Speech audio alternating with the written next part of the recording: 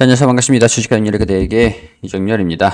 자, 우리 이번 영상은 원준을 조금, 의견들을 좀 드려볼까 하는데, 이전에도 원준, 좀 말씀을 드린 적이 있었죠. 무상증자 하기 전부터 살짝 언급을 좀 드리긴 했었는데, 무상증자 한 이후에 이제 물량 소화 움직임들, 좀 부정적인 의견들을 좀 드렸던 것 같습니다.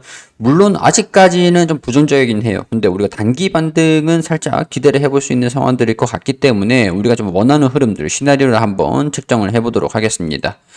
일단 말씀드리기 전에 앞서가지고 우리 텔레그램 방에 들어오시면은 지금 이제 KG ETS 반등 살짝 나오고 있고, 현대 로템 계속 상승하는 모습들 이어가고 있고, 그리고 현대 무벡스 급등 흐름들 보여줬고요. 그리고 한국항공우주 이것도 긍정적인 모습들 보여주고 있고, 제주은행 굉장히 슈팅 강하게 나와주고 있죠.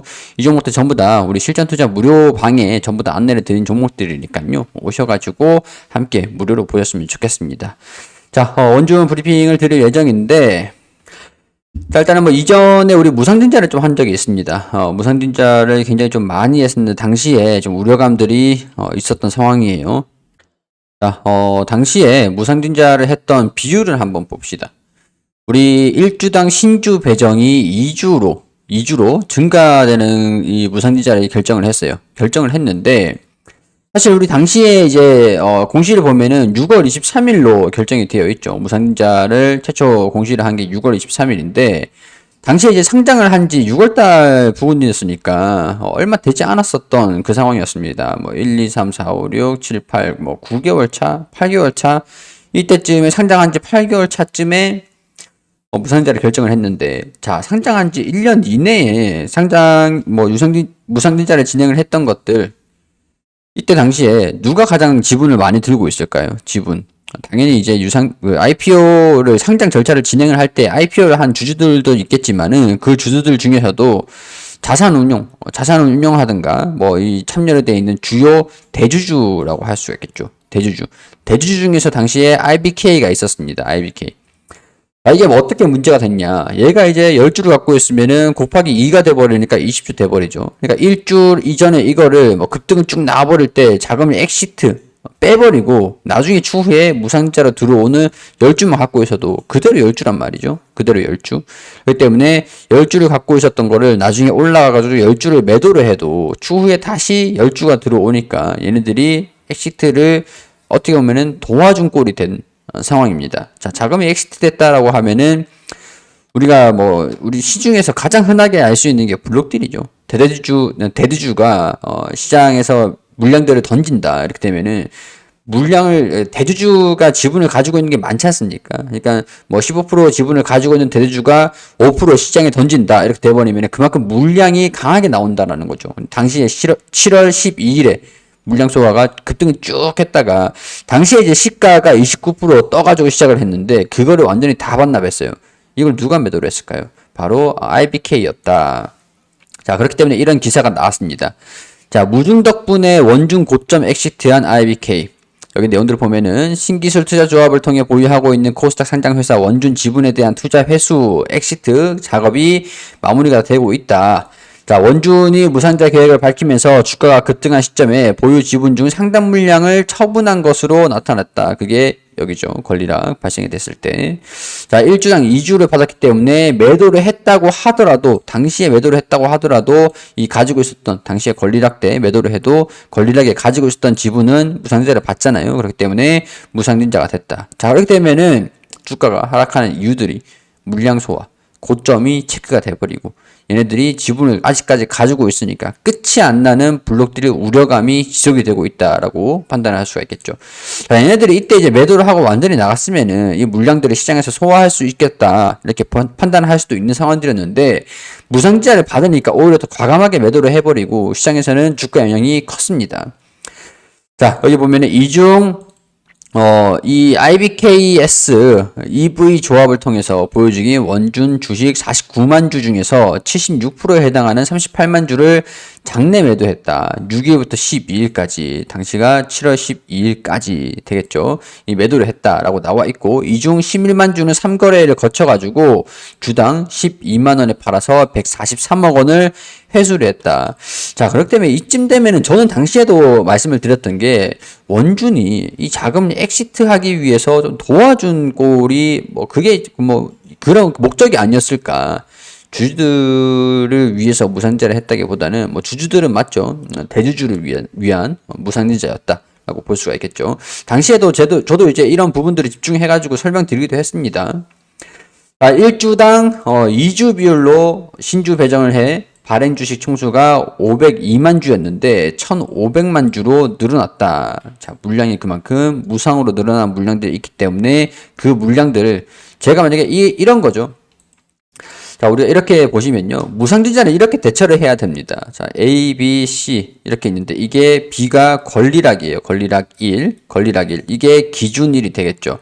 기준일이 3일입니다. 자, 그러면 전날 2일이 권리락일이에요. 그럼 그 권리락 전날 1일에 내가 10주를 매수를 하는 거예요. 우리 대처 방안을 알면은 대주주가 어떻게 매도를 했을 것이다 라는 것들이 예상이 되니까. 자, 보세요. 자, 1일에 내가 10주를 매수를 했어요. 그리고 이 권리락일에 마이너스 만약에 20%가 떨어졌어요.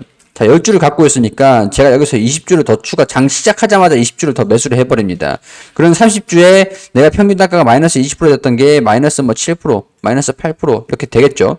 그러면 주가가 권리락 효과로 20%툭 떨어진 상태에서 시작을 해가지고 쭉 올라버리면은 20% 올라버리면은 12%가 수익이 나잖아요.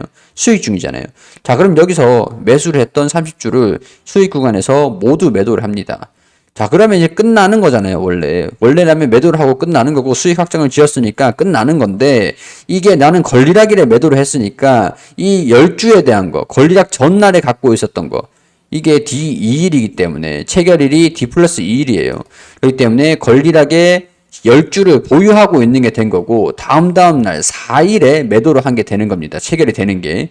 그러니까 실질적으로 권리락에 10주에 대한 부분들은 향후 무상증자를 진행을 할 때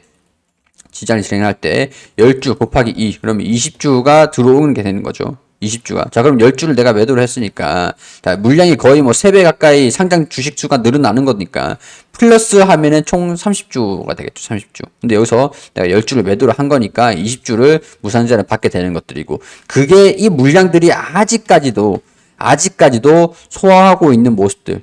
이 급하게 먹다가 체한꼴이 된 거죠. 급하게 먹다가 체한꼴. 자, 그러면 이 물량을 언제까지 소화를 할 것인가? 근데 주가 하락은 제가 봤을 때는 이제는 멈춘 것 같아요. 그래서 제가 아까 전에 영상 초반에 말씀드렸던 게 이제 단기 반등도 한번 서서히 좀 기대를 해볼 수 있지 않겠나. 단기 반등이 나와져 버리면 또 어떻게 될까요? 주가가 3만원, 32,500원 이 부분까지만 올라온다고 하더라도 또 여기서 얘네들이 가지고 있는 물량들 여기 보면은 아직까지도 자, 이게 상장된 게 7월 29일이었습니다. 자, 7월 29일 이 날이죠. 7월 29일 상장이 된 게 아직까지도 IBK에서도 지분을 가지고 있어요. 여기 나오면 다 보이거든요. 코레이트 자산운용, KB 자산운용, 다올, 현대, 여기 BNK 자산운용, 여기 타임 에버 웰릭스, 여기 등등 이게 지분이 쭉쭉쭉 있죠, 아직까지. 보유 순환들이 좀 많습니다. 많아요, 아직까지.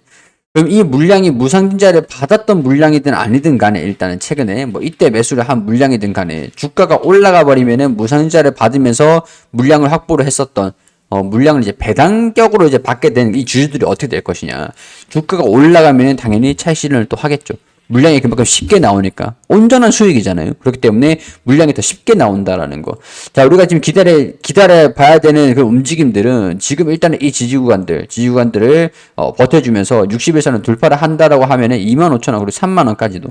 자, 그러면 이제 3만원까지 올라왔을 때 차익 실현 물량들 이때 무상증자를 받으면서 차익 실현 물량들이 나올 거니까 목표 구간은 3만원으로 설정을 하되 차익 실현 물량들이 나오면서 주가가 하락을 한다, 조정을 받는다라고 하면은 우리도 빠르게 비중을 좀 축소를 시키고 추후에 주정을 받을 때 지접근하는 것도 괜찮겠죠. 자, 원준 주가에 상승하고 있다 이렇게 나와주면서 포스코케미칼 대표이사 사장과 함께 JW 메리어트 호텔에서 배터리의 날을 가지면서 이 이차전지 소재 생산을 위한 열처리 장비 쟁작 공급 이런 소속료 사업을 하고 있는데 여기에서 미국 완성차 업체 3곳, GM 포드, 스텔란티스 포함한 여러 업체와 조인트 벤처 방식으로 응급제 공장 증설에 대해서 협상을 하고 있다라는 얘기들이 나와줬습니다. 자, 이렇게 되면은 얘네들이 합작회사를 만들어가지고 조인트 벤처를 만들어요. 같이 이제 지분을 모아가지고 금액을 모아가지고 설립하는 회사를 조인트 회사, 합작회사라고 하는데 합작해서 만든 회사인 거죠. 그러니까 이 회사를 설립을 하면은 음극재 공장이기 때문에 원준이 납품하는 열처리 장비들을 제공할 수 있겠다라는 그런 기대감이라는 거죠. 기대감들. 실적으로 좀 연관이 될 수 있지 않을까. 그래도 수주를 좀 받을 수 있지 않을까. 이런 기대감들. 자, 다행스러운 부분들은 지난 1월에서 9월까지 3분기 실적이죠. 3분기 실적이 영업이익이 11억 가량이 나왔습니다. 자, 이 영업이익이 어떤 의미가 있는지 체크를 해보면은 자, 여기 2분기하고 1분기하고 영업이익을 체크를 해보면 되겠죠. 자, 1분기 74억 원 영업이익 흑자가 나왔고 2분기 25억 원 적자가 나왔습니다. 당기순이익도 67억 원 마이너스 20억 원. 자, 우리 계산기를 좀 두드려 보면 돼요. 굉장히 간단합니다. 계산기를 두드려 보면은 영업이익 당기순이익으로 볼게요. 67억 원 여기서 마이너스 20억 원 그리고 플러스 55억 원 이렇게 되면은 누적해서 지금 102억 원 수준이 되는 겁니다. 자, 102억 원 수준. 여기 기입을 해 놓을게요. 자, 102억 원 수준들. 자, 그럼 102억 원. 자, 이 연간 이익을 봤을 때 적어도 55억 원에서 한 90억 원까지 잘 나오기도 했었는데, 이번에 4분기에 60억 원 얼마나 더 나올지 그게 좀 관건이긴 한 것 같은데, 여기 보면은 당기순이익은 일단 67억 원이 작년에 나왔던 수준들이고, 올해는 일단 누적으로 3분기까지 지난 67억 원 이상을 돌파를 해줬어요. 102억 원 수준이니까 당기순이익이. 자, 그러면은 102억 원. 여기 235억 원 수준에서 절반 정도 수준이라고 보면 되겠죠. 67억 원이랑 이 사이. 그렇게 되면은 EPS가 1,900원 수준들이 되니까 한 800원, 900원, 800원 수준이 되지 않을까. 좀 영업이익이 4분기를 포함시키면은 160억 원 수준들이 될 수 있기 때문에 제가 대략적으로 잡아서 한 1,000원 수준까지도 공격적으로 관점으로 좀 얘기를 한다라고 하면 1,000원 정도 수준이 좀 될 수 있을 것 같아요. 자, 그러게 되면은 2만 원 수준에서 이 1,000원 2만 원 수준에서 1,000원을 나눠줘 버리면은 PER이 지금 퍼가 프리미엄이 20배 정도 수준에 육박해 있는 상태다라는 것들을 우리가 단순하게 계산을 해볼 수가 있는 내용들이 되겠죠. 자, 그러면 20배다라고 하는 거는 주가가 비싸지는 않다라는 걸 의미를 합니다. 자, 주가가 올라갔을 때 그럼 3만 원 수준에서 우리가 뭐 1,000원 정도 수준을 계산을 했을 때 자, 30배 수준이 되니까 목표 PER은 30배 수준이 될 수 있을 것 같고 이 구간에 무상증자 물량들까지도 소화하는 과정들을 필수적으로 체크를 해봐야 된다라는 그런 말씀들 분석을 해서 의견들 말씀을 좀 드릴 수 있겠습니다. 자, 일단 어떻게 움직일지는 좀 지켜봐야 되는 포인트다. 뭐 풀어가야 되는 그런 숙제다. 물량 소화를 어떻게 거쳐가는지 그런 것들을 우리가 계속 판단을 해봐야 되는 그런 중요한 포인트라고 할 수 있을 것 같고요. 자, 이런 내용들 주주분들이라고 하면은 반드시 포인트로 알고 계셔야 되는 내용들이라고 할 수가 있겠죠.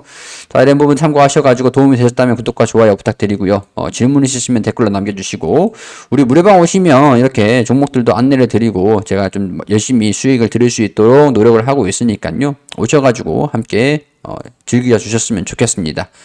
자, 그럼 저는 여기서 인사드리고 다음 종목으로 말씀을 좀 드리도록 할게요.